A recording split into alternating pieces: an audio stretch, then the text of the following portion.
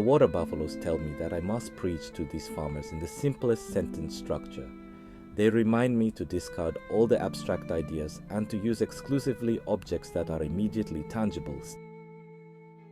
Sticky rice, banana, pepper, dog, cat, bicycle, rainy season, leaking house, fishing, cockfighting, lottery, stomachache. These are meaningful words for them.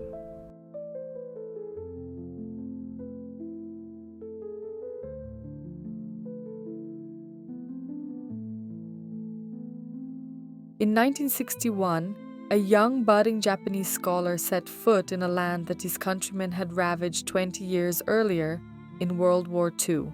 He wrote these words concerning his short, 7-year missionary term as an early Asian pioneer of mission. Kosuke Koyama's name means small mountain in Japanese. He remained a humble and thoughtful man for his 79 years on this earth. His 13 books and more than 100 articles are staple reading in many Asian seminaries today. Who was this man who served in the development of so many Asian seminaries? We'll take a quick walk through the highlights and writings of Kosuke Koyama.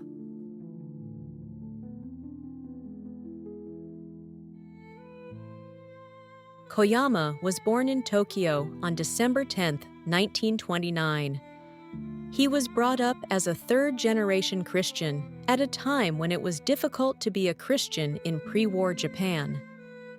As a child, he was taught to believe that all children are equal before God, but the tone in his country would lead one to feel that Japan, as a nation, was superior to other people.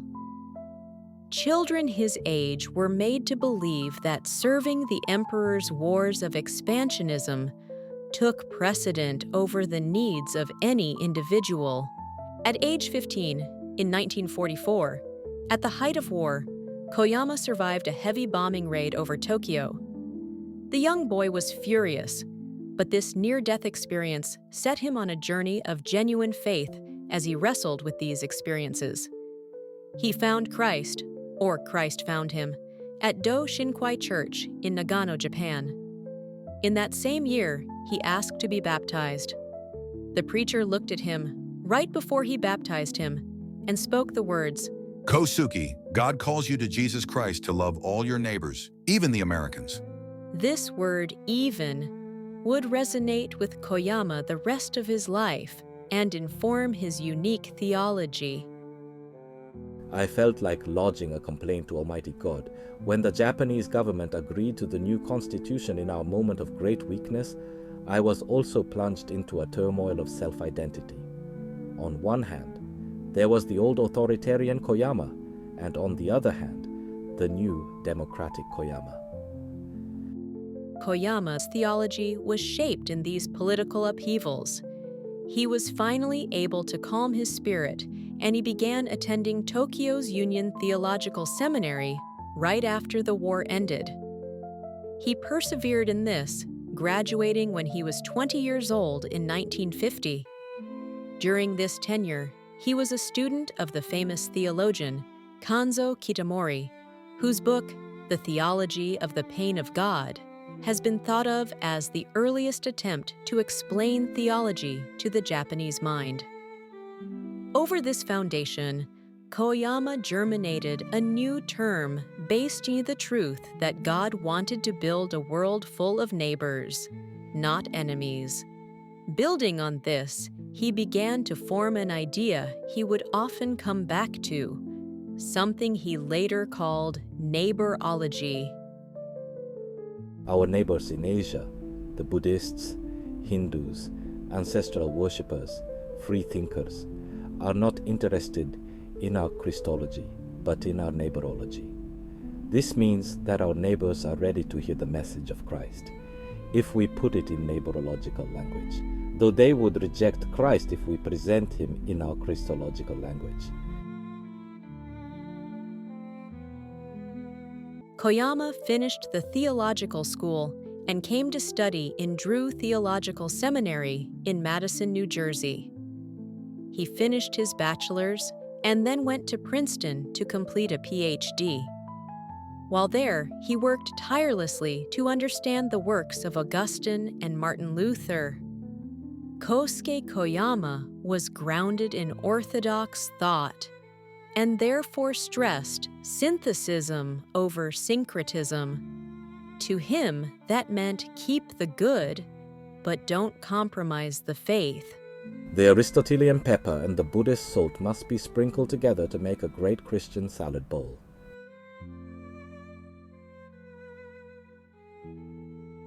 Upon obtaining his PhD, Kosuke Koyama married an American journalist named Lois Eleanor Rosendahl, and soon the couple were sent to Thailand as missionaries by the United Church of Christ in Japan. In Thailand, Koyama served as lecturer at a small seminary, but here he put his belief in humility to the test as he spent countless hours watching farmers at work, talking to ordinary people, and learning Thai. It was here, in 1965, that he wrote a paper called In the Land of Mendicant Monks and Water Buffaloes. This would later be expanded into his book, Waterbuffalo Theology. He was also influenced by his colleagues in the Christian Conference of Asia and the World Council of Churches. In 1968, Kosuke Koyama made a change. He was invited to Singapore to become the executive director of the Association of Theological Schools in Southeast Asia. He served only 6 years, and during these years, he was editor of the Southeast Asia Journal of Theology. He wrote many of the articles for the journal himself, but no books. In his life, Koyama wrote more than 100 well-thought-out articles for publishing. He was a master of metaphor and was always coming up with symbols from Eastern and Western cultures, which he bent to use for insight into contemporary culture.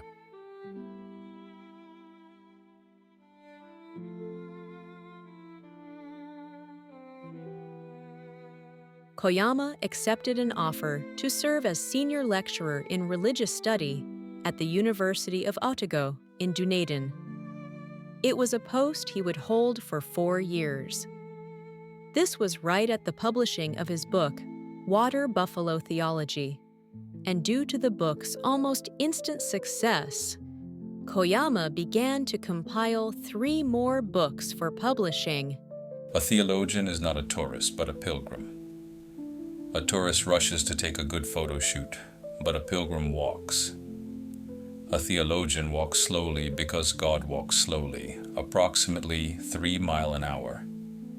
It is a slow speed because it is an inner spiritual speed, the speed of love. We should see the theological in the ordinary. We see theology in work, in nature, in relationships, and in history.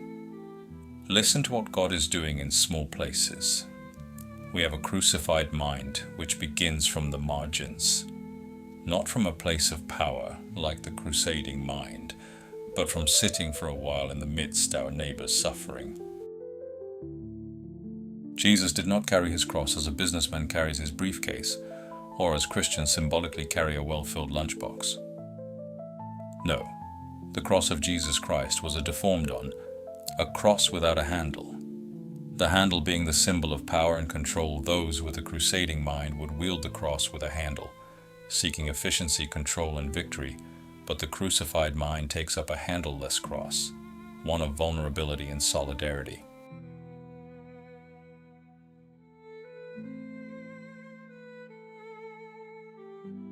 Koyama worked throughout the 1980s as the John D. Rockefeller Jr. Professor Emeritus of World Christianity at Union Theological Seminary in New York City.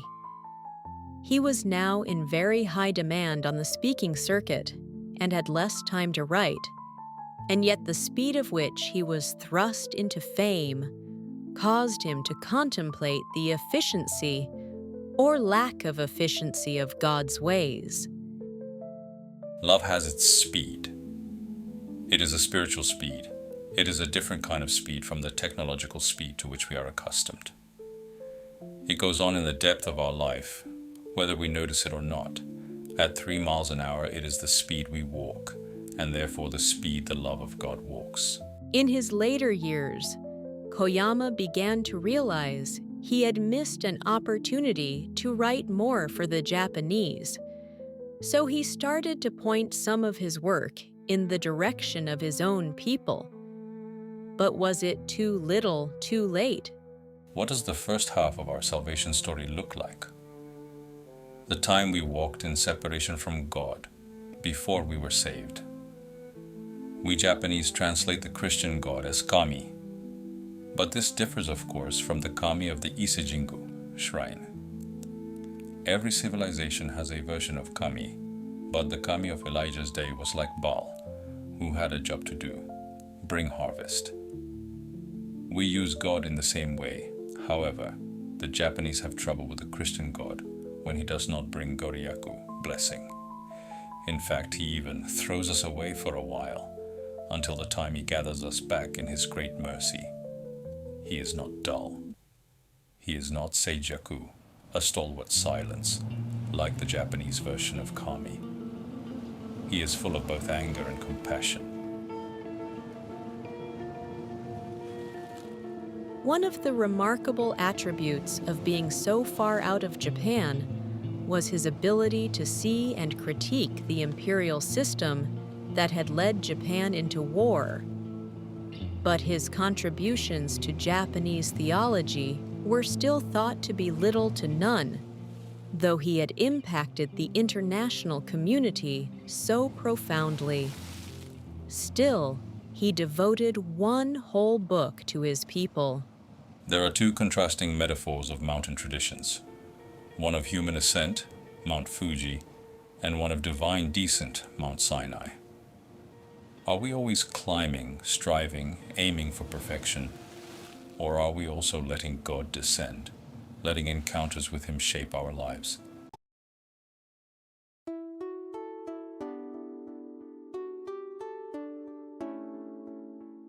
Koyama's last years were lived in retirement, accompanied by his faithful wife Lois, his sons Mark and James, and daughter Elizabeth.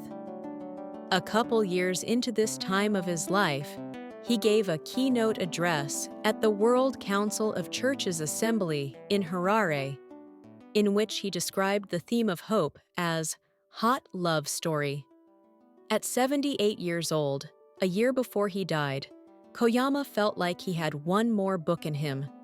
The title of the book was Theology and Violence. It is probably the book we most need in this modern day. Drawing on his long experience and history forged in war, he sought to challenge theology that led Christians to violence, exceptionalism, and harm.